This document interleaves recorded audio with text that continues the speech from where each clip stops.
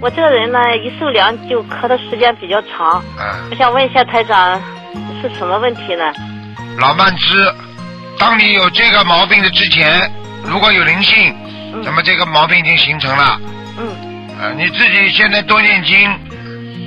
如果没有灵性，但是你这个病也要好好看的。明白了吗？明白了。可能是一些闪灵也有关系哈。闪灵一定有关系的。台长，我家里头呢，过去我爷爷也咳嗽，我爸爸也咳嗽，我想可能家里的一定有杀业的。有这个问题啊。那就是多念经，多烧小房子，多放生哈。对啊。好的。